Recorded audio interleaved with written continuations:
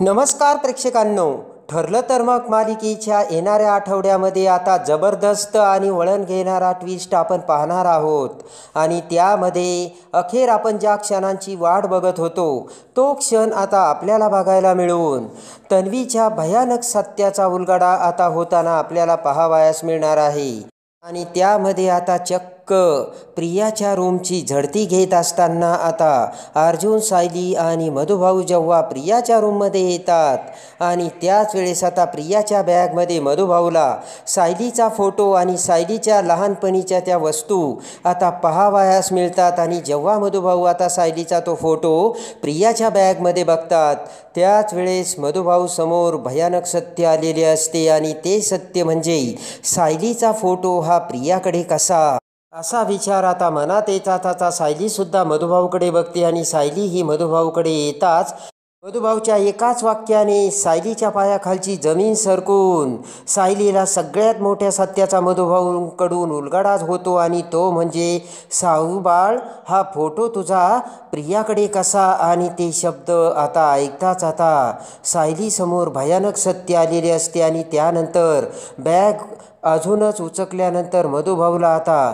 सायलीच्या लहानपणीच्या अजून 3 गोष्टी त्या बॅगमध्ये मिळालेल्या असतात. आणि त्या 3 गोष्टी कोणत्या आहेत आणि त्यानंतर आता सायलीच्या त्या सगळ्या वस्तू बघताच आता भयानक धमाका उडत आता मधुभाऊ सायली ही तन्वी असल्याचे सत्य आणि प्रिया ही तन्वी नसल्याचे सत्य याचा कसा खुलासा करतात. आणि त्यानंतर मात्र ते सत्य अर्जुन आणि सायली समोर येत आता प्रिया आणि कल्पना पूर्णाजी यांना अंधारात ठेवत आता प्रतिमा आत्याकडे जात आणि रविराजांकडे येत सगळ्या सत्याचा कसा गौप्यस्फोट होतो. आणि त्यानंतर आता सायली ही दुसरी तिसरी कोणी नसून ती प्रतिमाची मुलगी असल्याचे सत्य कसे आता समोर येते. खऱ्या खोट्याच्या परीक्षेत प्रतिमा आणि सायलीचे खरे नाते याचा जबरदस्त मधुभाऊकडून उलगडा होताच आता रविराज कसा सायलीच्या डोक्यावर आता वडिलांच्या नात्याने हात ठेवतात हे सगळं या व्हिडिओमध्ये आता आपण बघूयात. त्यामध्ये आता साक्षीची केस कोर्टात गेल्यानंतर आता दामिनी देशमुख आणि अर्जुन दोघेही आता समोरासमोर उभे ठाकलेले असतात. आणि मोठ्या हुशारीने आता अर्जुनच्याच पुराव्याचा वापर करत दामिनी देशमुखने साक्षीने जी काही चूक केली, आत्तापर्यंत साक्षी जे काही खोटं बोलली ते तिच्या वकिलांच्या सांगण्यावरून बोलली आणि स्वतःचा जीव आता वाचवण्यासाठी वकिलांचे बोलणे जे होते तेच बोलणे साक्षी ही कोर्टात बोलली. आणि वेळोवेळी साक्षीने आता तिचा जीव वाचवण्याकरता खोट्या साक्षी दिल्या. हे सगळं आता दामिनी देशमुखने कोर्टात आणलेलं असतं. आणि 3 महिने साक्षी ही जेलमध्ये आता ती शिक्षा भोगल्यानंतर साक्षीने विलासचा खून केला की नाही हे अजून सिद्ध झाले नाही. साक्षीला ज्या गोष्टीसाठी जेल झाली होती ती गोष्ट म्हणजे साक्षी ही हिने खोटी साक्ष दिली आणि त्यासाठी साक्षीने आता शिक्षासुद्धा भोगली आहे. तेव्हा आता दामिनीने जजकडे साक्षीला सोडण्यासाठी विनंती केलेली असते आणि दामिनीचं ते सगळं बोलणे ग्राह्य धरून आता जजने साक्षीची सुटका केलेली असते. आणि त्याचबरोबर आता विलासचा खून कोणी केला याचे सुद्धा आता पुरावे शोधून काढण्यासाठी सांगितलेले असतात. जज म्हणतात की आत्तापर्यंत विलासचा खून कोणी केला हे सिद्ध झालेले नाही आणि साक्षीने खोट्या बोलण्यासाठी शिक्षा ही भोगलेली आहे. त्यामुळे हे कोर्ट साक्षीला आता तिची जेलमधून सुटका करीत असल्याचे आदेश कोर्टाने दिलेले असतात. आणि कोर्टाचे आदेश ऐकताच आता महिपत हा भर कोर्टात नाचत आता प्रियाला घेऊन जात असतो. माझी पोरगी सुटली, जिकडे तिकडे आनंदी आनंद गडे आणि जिकडे तिकडे चोहीकडे असे गाणे गुणगुणत आता महिपतचा आनंद गगनात मावेनासा झालेला असतो. आणि खऱ्या अर्थाने दामिनीने अर्जुनशी टक्कर देत पहिल्याच सुनावणीत अर्जुनला आता अर्जुनकडून केस ही आपल्या ताब्यात वळवलेली असते. आणि त्यामुळे आता पहिल्यांदा अर्जुनला खाली मान घालावी लागलेली असते आणि त्यामुळे आता अर्जुनला खूप राग आलेला असतो आणि रागाने आता काहीही न बोलता अर्जुन हा सायलीला घेऊन घरी आलेला असतो.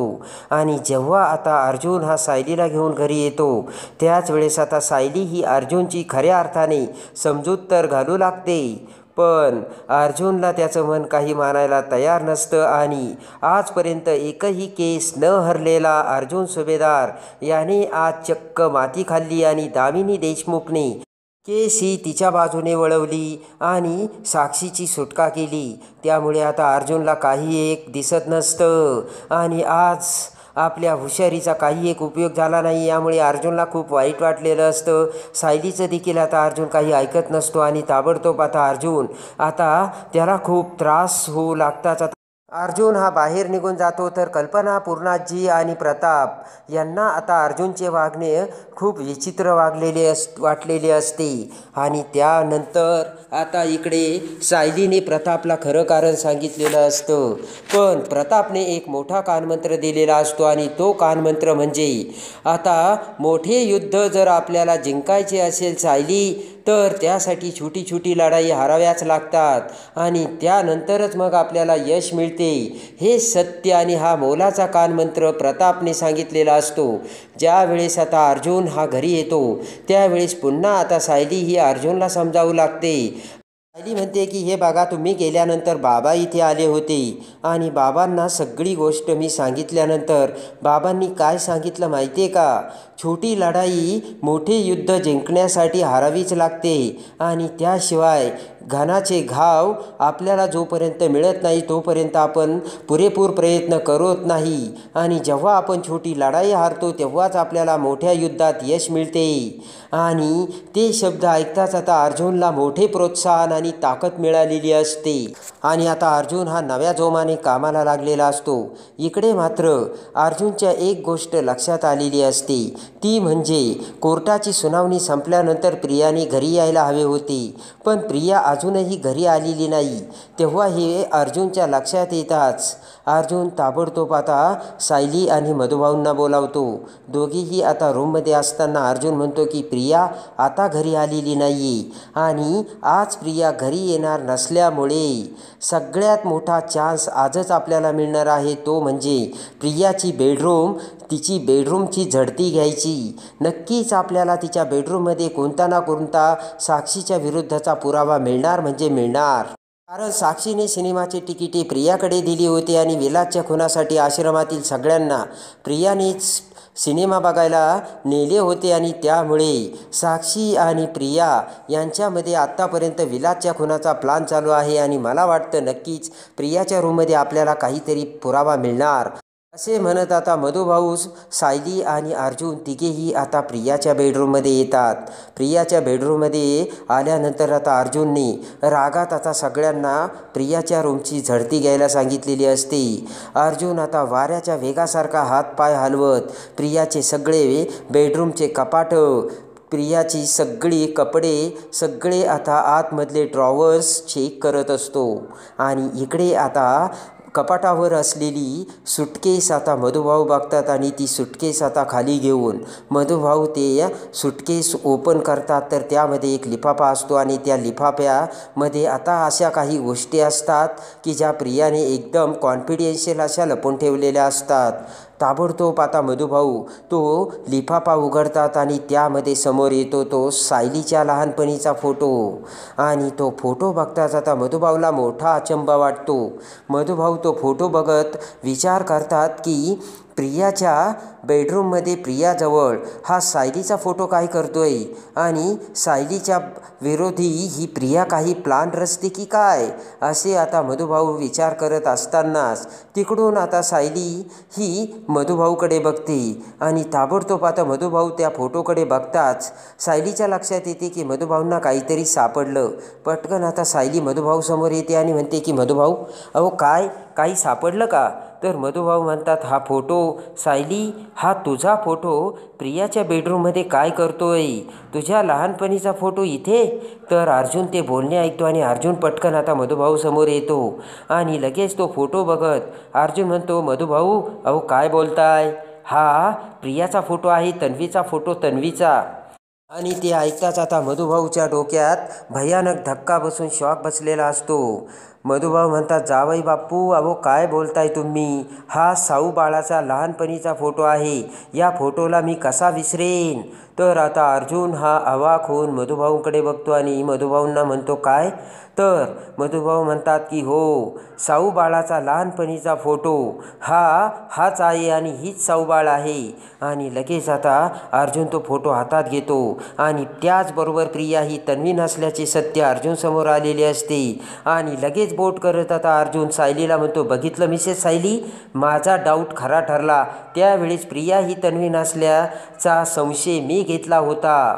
पण मग एक गोष्ट मला कळत नाही, प्रियाच्या पायावरती तन्वीच्या जन्मखुणेचे मार्क कसा? तो मार्क तर त्यांच्याही पायावर होता. तर आता सायली म्हणते की हे बघा, आत्ता आपल्याला अजून काही पुरावे मिळतात का नाही ते बघा आणि नंतर आपण आपल्या रूममध्ये जाऊन बोलूयात. आणि आता मधुभाऊ अजून आता पुरावे बघू लागतात. आणि आता त्यामध्ये आता सायलीच्या लहानपणीचा तो गाठोड्यातील जो बावला होता तो देखील प्रियाने त्या सुटकेसमध्ये आणून ठेवला होता. आणि आता मात्र तिसरी भयानक गोष्ट मधुभाऊंच्या समोर आलेली असते आणि ती म्हणजे सायलीचे एका पायातील लहानपणीचे पैंजण. आणि ते पैंजण आता पॉकेटातून आता जेव्हा मधुभाऊ बाहेर काढतात तेव्हा ते पैंजण बरोबर मधुभाऊंनी ओळखलेले असते. आणि ताबडतोब आता मधुभाऊ आता इकडे सायलीला म्हणते की साऊ बाळा, हे बघ लहानपणीचे तुझे पैंजण. त्यावेळेस तुझ्या पायात फक्त एकच पैंजण होते आणि तुझे जे दुसरे पैंजण कुठे आहे ते मला माहीत नाही. तेच पैंजण हे प्रियाकडे कसे? आता अर्जुनला मोठा धक्का बसलेला असतो आणि प्रिया ही तन्वी नसल्याचे सत्य अर्जुन समोर येऊन आता तो फोटो आणि ते पैंजण घेऊन अर्जुन, सायली आणि मधुभाऊ तिघेही त्यांच्या बेडरूममध्ये आलेले असतात. आणि त्यानंतर आता अर्जुन म्हणतो की मधुभाऊ, तुम्हाला 100% खात्री आहे हा फोटो सायलीचा आहे? तर आता मधुभाऊ म्हणतात, 100 काय, 101% हा फोटो सायलीचा आहे. आणि ते ऐकताच आता अर्जुनला खूप आनंद झालेला असतो. आणि आज जी मुलगी आपली बायको म्हणून आपल्या समोर उभा आहे तीच तन्वी आहे. आणि पूर्णाजीची खरी नातसून म्हणजे सायली असल्याचे सत्य अर्जुन समोर येताच आता अर्जुनचा आनंद गगनात मावेनासा होऊन अर्जुन आता ढगात उडालेला असतो. आणि पटकन आता दोन्ही हात पुढे करत अर्जुन हा सायलीला मिठी मारतो. आणि तन्वी माझी बायको, हेच नीतीच्या मनात होतं आणि देवी आईने हेच घडवून आणलं आणि योगायोगाने मला माझी लहानपणीची तन्वी बायको म्हणून मिळाली. यामुळे अर्जुनने पटकन सायलीला मिठी मारलेली असते तर सायलीला सुद्धा खूप आनंद झालेला असतो. आणि त्यानंतर आता अर्जुन म्हणतो की 1 मिनटं मिसेस सायली, तुम्ही तुमचा उजवा पाय मला दाखवा. सायली कॉटवर बसते आणि सायली जेव्हा आता तिचा पाय वर करते तेव्हा एका क्षणात सायलीच्या पायावरील ते तुळशीपत्र चमचम करीत अर्जुनच्या डोळ्यासमोर आलेलं असतं. आणि त्या क्षणी अर्जुनला बसलेला असतो तो 440 व्होल्टचा झटका. सगळ्यात मोठ्या सत्याची जन्मखून आता अर्जुनच्या डोळ्यासमोर येऊन सायली ही तन्वी असल्याच्या सत्याची 100% अर्जुनला खात्री होताच अर्जुनला सगळ्यात मोठा आनंद झालेला असतो. आणि एका सेकंदातच आपण केस हरलो हे सगळं काही अर्जुनच्या डोक्यातून निघून गेलेलं असतं. आणि त्यानंतर पुन्हा आता भानावर येत अर्जुन आता मधुभाऊ आणि सायलीला म्हणतो की हे बघा, एक गोष्ट लक्षात ठेवा मिसेस सायली. आणि लगेच आता अर्जुन म्हणतो की हे बघा, तुम्ही तन्वी आहे हे आत्ताच आपल्याला समोर आणायचं नाही. पूर्णाजी आणि मॉम समोर तर अजिबात नाही, कारण नुसत्या या फोटोने तुम्ही तन्वी आहात यावरती आता मॉम आणि पूर्णाजी कधीच विश्वास ठेवणार नाही. आणि आपल्याला जे दुसरे पैंजण मिळालेले आहे ते पैंजण इतर कोणाचेही असू शकतात असेही त्या सहज म्हणून जातील. तेव्हा आता आपल्याला पक्का पुरावा मिळेपर्यंत आणि प्रियाचे पितळ सगळे उघडेपर्यंत काही एक बोलायचं नाही.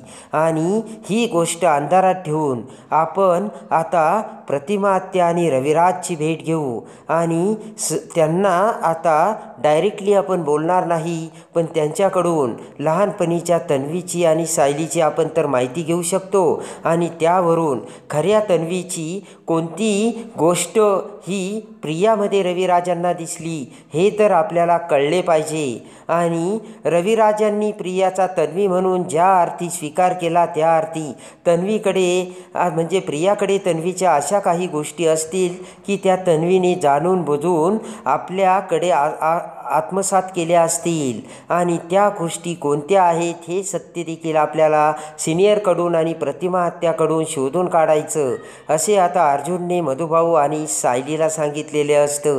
पण त्याच वेळेस अर्जुनच्या एक गोष्ट लक्षात आलेली असते की कारण प्रियाने आगीत तेल ओतून अर्जुनच्या सांगण्यावरून सायलीने तिचा मोबाईल कॅमेरा ऑन करून प्रियाच्या बेडरूममध्ये ठेवला होता आणि प्रियाचा व्हिडिओ सगळे पर्सनल मॅटर सायली ही तिच्या मोबाईलमध्ये शूट करत होती आणि त्यामुळे रविराजला राग येऊन रविराजने अर्जुनला लिगली नोटीस पाठवलेली असते आणि साहजिकच आता रविराजला अर्जुन आपल्यावर राग आहे हे सत्य अर्जुनच्या लक्षात आलेलं असतं आणि त्यासाठी आता अर्जुन सायलीला म्हणतो की सायली आता प्रतिमा आत्याकडून आपल्याला सत्य मिळवायचं आहे आणि त्यासाठी आपल्याला अत्यंत हुशारी बाळगली पाहिजे कारण फक्त एकट्या प्रतिमा आत्या आपल्या बाजूने आहेत. आणि आता त्यासाठी सायलीने मोठ्या शितापेने प्रतिमा आत्याला फोन करून आता एका ठिकाणी बाहेरच भेटायला बोलावलेली असते आणि जेव्हा आता प्रतिमा आत्या सायली आणि मधुभाऊंना भेटते त्याच वेळेस आता सगळं सत्य सायलीने आता मधुभाऊसोबत आता प्रतिमा आत्याला सांगितलेलं असतं. सायली म्हणते की हे बघा प्रतिमा आत्या आज सगळ्यात मोठं सत्य समोर आलेलं आहे आणि त्यानंतर आता मधुभाऊ आणि सायली तो फोटो प्रतिमा आत्याला दाखवतात आणि म्हणतात की यांना ह्या फोटोतील मुलीला ओळखलं का. तर आता प्रतिमा तो फोटो बघता क्षणी प्रतिमाला आता तो फोटो बघताच ही तर माझी तन्वी आहे, हा माझ्या तन्वीचा फोटो आहे लहानपणीचा असे आता प्रतिमाने सांगितलेले असते. आणि लगेच आता मधुभाऊ म्हणतात की 22 वर्षापूर्वी अपघात झाला होता आणि त्या अपघातात रात्री 12 वाजता ही मुलगी माझ्याकडे पळत आली होती आणि भर मंदिरात कीर्तन चालू असताना रडत रडत आलेली ही मुलगी हिला मी आश्रमात नेलं आणि हा फोटो आणि ही मुलगी म्हणजे दुसरी तिसरी कोणी नसून ही साऊ बाळ असल्याचे मधुभाऊ जेव्हा प्रतिमाला सांगतात आणि त्याच वेळेस प्रतिमाच्या डोळ्यातून आनंदाश्रू आलेले असतात.